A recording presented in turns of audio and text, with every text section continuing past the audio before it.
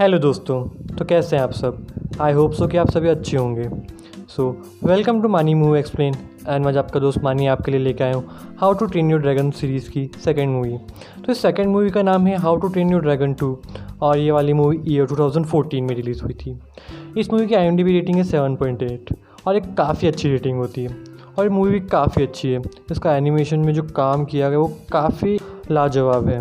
और अगर आपने इससे पहले वाले पार्ट का एक्सप्लेनेशन नहीं देख रखा है तो आप प्लीज़ जाके उसको नीचे डिस्क्रिप्शन में से लिंक लेके उसको देख लीजिए, क्योंकि आपको ये मूवी फिर थोड़ी कम समझ में आएगी। एंड मैं आपसे यही कहना चाहता हूँ कि अगर आपको ये वीडियो ज़रा भी अच्छा लगे तो प्लीज़ लाइक एंड सब्सक्राइब करना।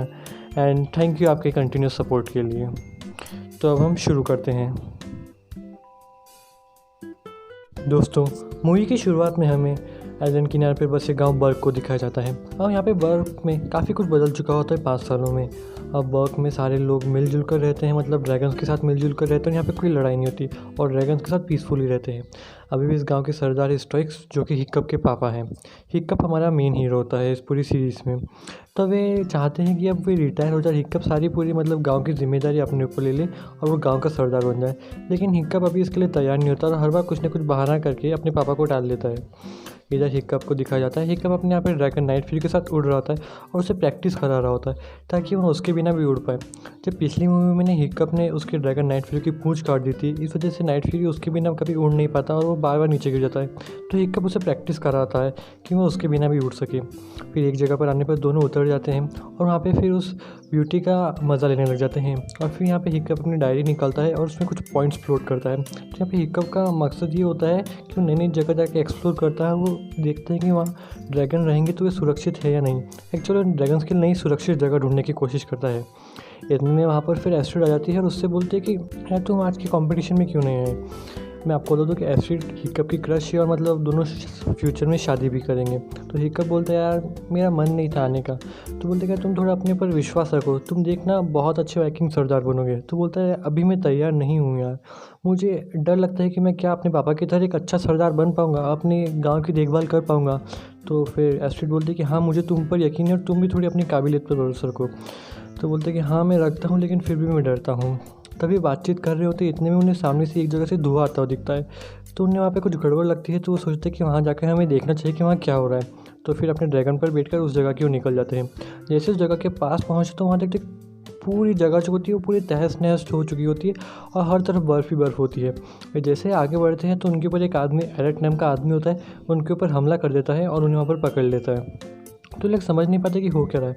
तो इतने में एरेट बोलता है कि तुम लोग वापस यहाँ पर क्यों आ गए, पहले तो तुमने हमारा सब कुछ तबाह कर दिया, फिर तुम लोग वापस यहाँ पर क्यों आ गए। बोलते कि चलो आ ही गए तो अच्छा ही हुआ।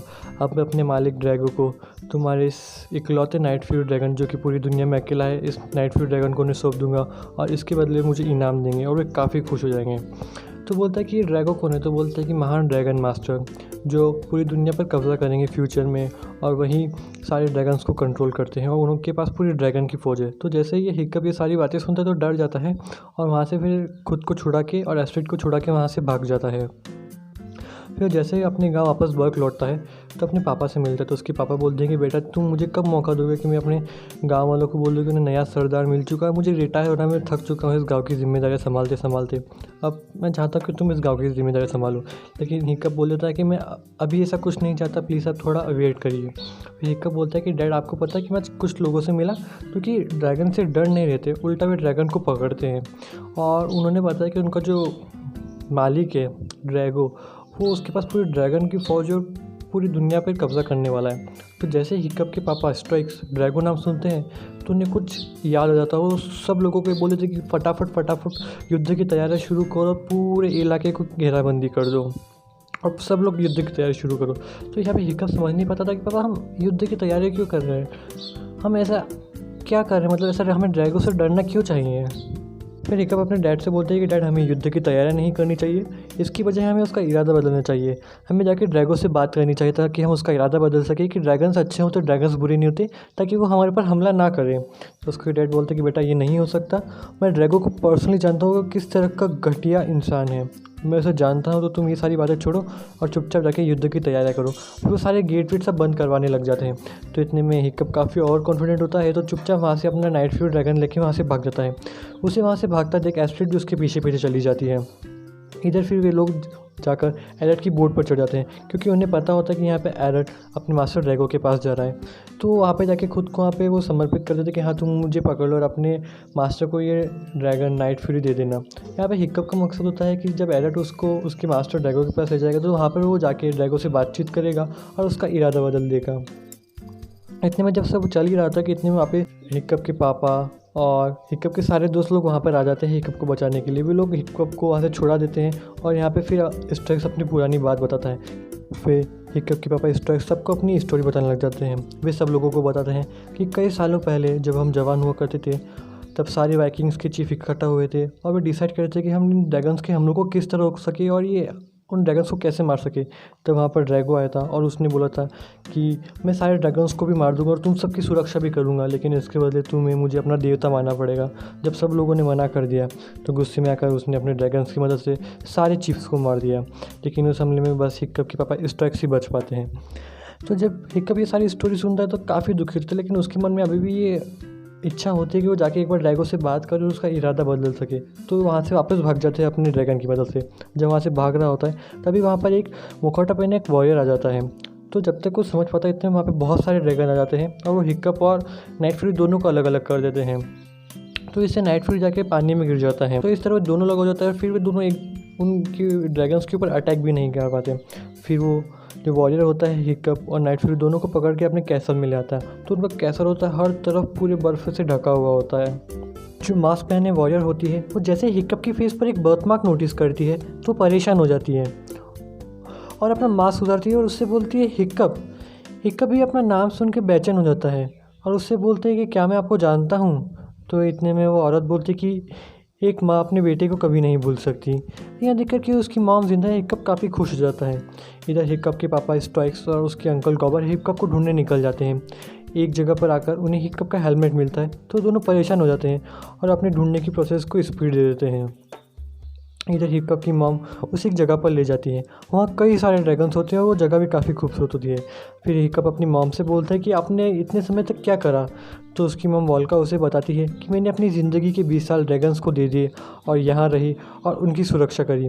फिर हिक्कप से पूछती है कि तुम्हारे डैड कैसे हैं और सारे बर्ग के लोग कैसे हैं और क्या उन्होंने नाइट फ्यूरी को एक्सेप्ट कर लिया। तो हिक्कप बोलते हैं कि हाँ उन्होंने एक्सेप्ट कर लिया, अब तो पूरा बर्ग भी ड्रैगन से ही भरा रहता है। तो ये बोलती कि मैं ये मान नहीं सकती। ये बोलती कि कई सालों पहले मैंने भी कोशिश करी थी उन्हें समझाने की कि ड्रैगन्स अच्छे ही होते हैं, लेकिन कोई नहीं समझा। एक रात जब एक ड्रैगन हमारे घर में घुस आया था और जब मैंने देखा कि वो तुम्हारे साथ खेल रहा है तो यहाँ पर मेरा विश्वास और मजबूत हो गया कि ड्रैगन्स अच्छे होते हैं। लेकिन तभी अचानक से वहाँ तुम्हारे पापा आ गए थे, इससे वो ड्रैगन और भड़क जाता है और फिर वो वहाँ से मुझे लेके चला गया था और तब से फिर मैं यहीं पे हूँ और बेटा मुझे माफ़ करना कि मैं वापस नहीं आ पाई। तो इतने में हिक्कप बोलता है कि कोई बात नहीं मॉम, इट्स ओके, लेकिन अब तो आप मुझे मिल ही चुकी है। इसके बाद हिक्कप की मॉम होती है वोल्का, उसे सबसे बड़े ड्रैगन बीवाइल्डर बीस्ट से मिलाती है। इसका नाम होता है अल्फा ड्रैगन। ये सारे ड्रैगन्स का गॉड होता है, एक तरह से उनका सरदार होता है। तो वो उन्हें बताती है कि मैं इनके साथ 20 साल से यहीं पर रह रही हूँ और ये हम सबकी सुरक्षा करते हैं और इन्होंने ही इसी जगह को बनाया। जब काफ़ी देर हो जाती है और स्ट्राइक्स और हिक्कप दोनों की कोई खबर नहीं आती तो सारे बच्चे डिसाइड करते हैं कि वो हिक्कप को ढूंढने के लिए ड्रैगो के पास जाएंगे और वहाँ जाकर देखेंगे कि कहीं हिक्कप ड्रैगो के पास तो नहीं। इसलिए फिर वो एरिट को पकड़ लेते हैं क्योंकि एरिट को रास्ता पता होता है ड्रैगो के ठिकाने का। इधर हिक्कप भी अपनी मॉम के साथ क्वालिटी टाइम स्पेंड करता है और उसे यहाँ अपनी मॉम का प्यार भी मिल जाता है। इधर एस्ट्रिड और सारे बच्चे ड्रैगो के ठिकाने पर पहुँच जाते हैं। तो वो जब वहाँ पर जाके देखते हैं तो यहाँ पर देखते हैं कि ड्रैगो की काफ़ी बड़ी फ़ौज होती है। इधर हमें पता लगता है कि एरिट सभी बच्चों को धोखा देता है और वहाँ वो ड्रैगो के आदमी आ जाते हैं और उन्हें पकड़ लेते हैं। फिर वे सभी बच्चे को ड्रैगो के सामने ले जाते हैं। जब एस्ट्रिड को पता चलता है कि हिक्कप ड्रैगो के पास नहीं है तो सोचती है कि मैं इसे नाइट फ्यूरी और हिक्कप के नाम से डराती हूँ ताकि ड्रैगो हम सबको छोड़ दे।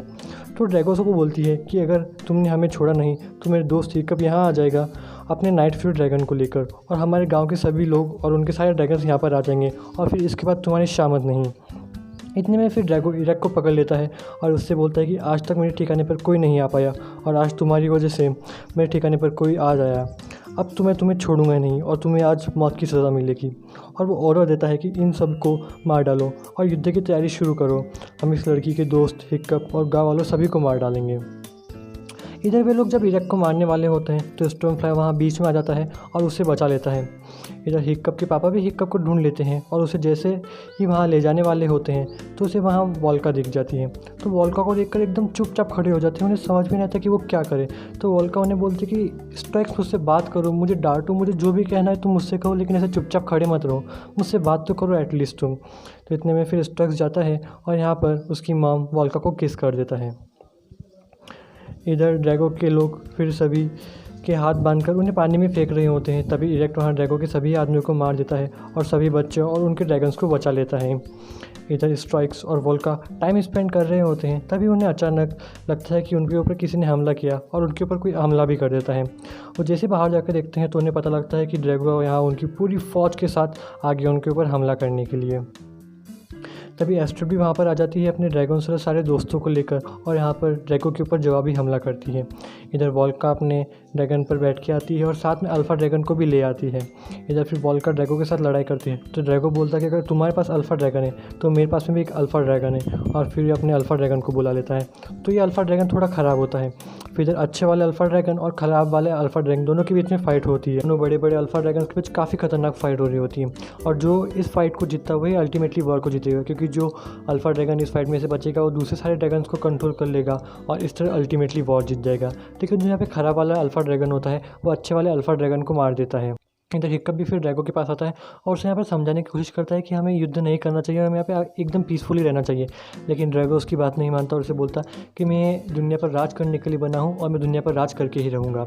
इतने में जो ख़राब वाला ड्रैगन होता है वो सारे दूसरे ड्रैगन्स पे अपना कंट्रोल जमा लेता है और साथ में नाइट फ्यूरी के ऊपर भी। तो फिर वो बाद में नाइट फ्यूरी को ऑर्डर करता है कि तुम जाके हिक्कप को मार दो। तो नाइट फ्यूरी यहाँ पे हिक्कप के ऊपर अपनी प्लाज्मा शॉट मारने वाला होता है, लेकिन इतने में यहाँ पे हिक्कप के पापा स्ट्राइक्स वहाँ पर बीच में आ जाते हैं और फिर वो प्लाज्मा शॉट उन्हें लग जाती है तो इससे वे मर जाते हैं। जैसे ही हिक्कप उनके पास जाकर देखता है कि उसके पापा मर चुके हैं तो काफ़ी दुखी हो जाता है। इधर शॉट मारने के बाद नाइट फ्यूरी को भी वापस होश आ जाता है और फिर वो हिक्कप के पास स्ट्राइक्स के पास आता है। तो हिक्कप नाइट फ्यूरी को देख के उसके ऊपर गुस्सा करता है और उसे बोलता है कि तुम यहाँ से चले जाओ। तो इससे नाइट फ्यूरी दुखी हो जाता है और वहाँ से फिर वो चला जाता है। इधर जो खराब अल्फ़ा ड्रैगन होता है वो बचे कुछ ड्रैगन्स को भी अपने कंट्रोल में कर लेता है। इधर ड्रैगो को पता होता है कि हिक्कप के गाँव बर्ग में और भी ड्रैगन्स है, तो वो वहाँ पर जाने की तैयारी करता है ताकि वो जो बचे हुए ड्रैगन से उन्हें भी अपने कंट्रोल में कर सकें। इधर हिक्कप काफ़ी दुखी हो जाता है, उसे कुछ समझ नहीं आता क्योंकि कुछ ही देर में उसने अपने पापा और अपने बेस्ट फ्रेंड दोनों को खो दिया होता है। इसके बाद वो अपने पापा का विधि के अनुसार पूरा अंतिम संस्कार करता है। इसके बाद वो काफ़ी दुखी होता है, समझ में नहीं आता कि वो अपने गाँव बर्ग को कैसे बचाए, क्योंकि उसका गाँव बर्ग भी अब थोड़ी देर में तबाह होने वाला होता है। तो इतने में उसकी मम्मा बोलती है कि बेटा मुझे तुम पर विश्वास है और तुम्हारे डैड को भी विश्वास था कि तुम एक दिन बहुत अच्छे वाइकिंग सरदार बनोगे।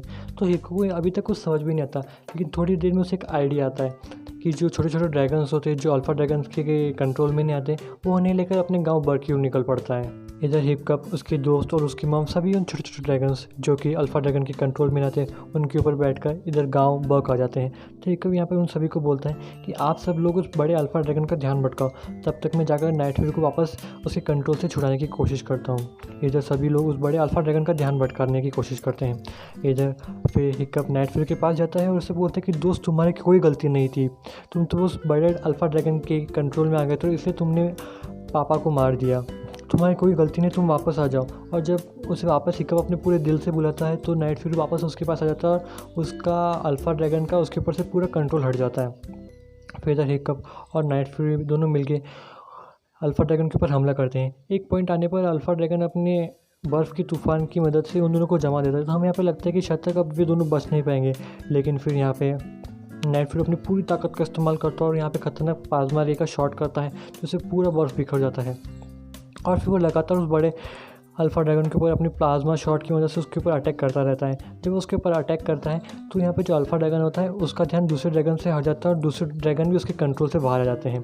तो धीरे धीरे जब सारे ड्रैगन्स उसके कंट्रोल से बाहर आ जाते हैं तो ये सब लोग नाइट फ्यूरी की साइड चले जाते हैं और फिर उस बड़े अल्फ़ा ड्रैगन के ऊपर खतरनाक बुरी तरीके से हमला करते हैं, जिससे खतरनाक तरीके से उसे लग जाती है और उसका एक सिंग टूट तक जाता है और फिर वो अल्फ़ा ड्रैगन अपने हार मान लेता है और फिर वो वहाँ से चला जाता है और ड्रैगो भी उसके साथ वहाँ से चला जाता है और इस तरह ये पूरी फाइट ख़त्म हो जाती है और यहाँ पर हिक्कप जीत जाता है। इधर नाइट फ्यूरी जब बड़े अल्फ़ा ड्रैगन को हरा जाता है तो जो सारे जो ड्रैगन्स होते हैं छोटे मोटे वो फिर नाइट फ्यूरी को अपना यहाँ पर सरदार मान लेते हैं। इधर बर्क के जो लोग होते हैं वो सब भी इधर एरब को अपने कबीले में शामिल होने के लिए ऑफ़र देते हैं और एरब उनके कबीले में शामिल हो जाता है। इधर फिर जो वाइकिंग कबीले की जो सबसे बूढ़ी औरत होती है, यहाँ पर फिर वो हिक्कप को उस कबीले का सरदार घोषित कर देती है। और इस तरह इस ग्रेट मूवी का द एंड हो जाता है। तो ये मूवी आपको कैसी लगी ज़रूर बताना, एंड हो सके तो सब्सक्राइब कर लेना। Thank you.